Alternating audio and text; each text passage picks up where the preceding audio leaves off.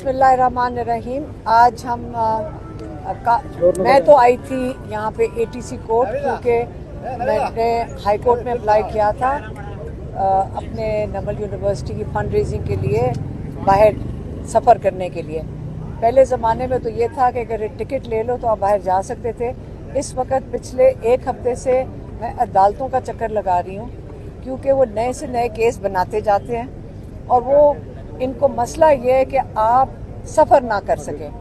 मुझे अगर मैं ये पूछूं कि 2-3 हफ्ते के लिए अगर आप सफ़र ना करने दें तो इसका मतलब ये नहीं है कि आप मेरे से आप क्यों खौफज़दा हैं कि अगर मैं मुल्क से बाहर चली जाऊं, बल्कि आपको तो शुक्र करना चाहिए कि बाहर अडयाला के बाहर हम नज़र नहीं आऊँगी।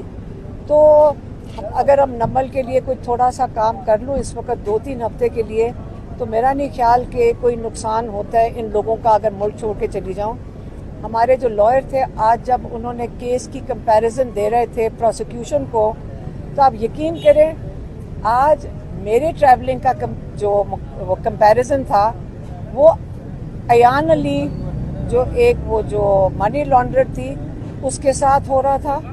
फिर दूसरा उन्होंने कंपैरिजन रमज़ान शुगर मिल की जो मेगा स्कैंडल था उसके लिए हो रहा था।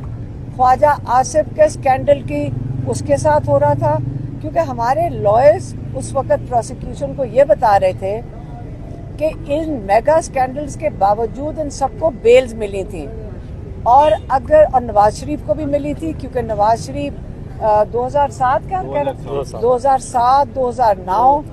मेगा फाइनेंशियल करप्शन के स्कैंडल्स में उनको वो जज साहब को कह रहे थे कि उनको बेल्स मिली हैं।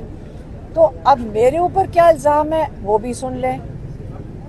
सारी FIRों में मेरा जुर्म ये है कि मैंने इमरान खान का पैगाम आप लोगों तक पहुँचाया है।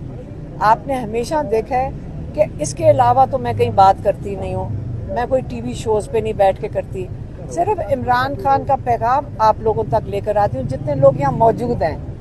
तो आपकी वजह से मेरे ऊपर इस वक्त 42 नहीं कोई 50-60 FIR हो गई हैं कि इमरान खान का पैगाम आप तक मैंने क्यों पहुँचाया। तो ये आज का अब देख लें 5 दिन हो गए हैं। मैं Islamabad high court, Peshawar high court, ATC में ये मेरा तीसरा चक्कर है और आज जज साहब ने अपना फैसला महफूज कर लिया है, लेकिन 2-3 घंटे लगे जज साहब के पास ये केस पेश करने के लिए कि मैं क्यों ट्रैवल करना चाहिए। तो देखते हैं अभी 1-2 घंटे में जज साहब क्या इसका फैसला देंगे।